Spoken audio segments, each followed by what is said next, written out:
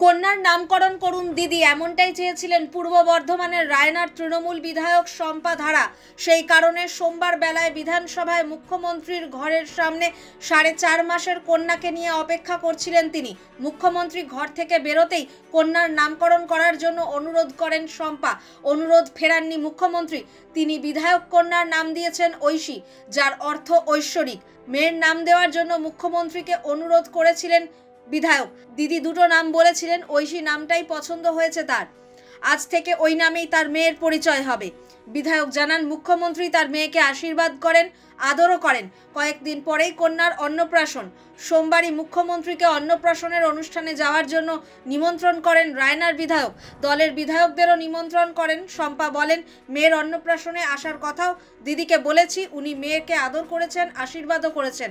আজ আমি খুব খুশি।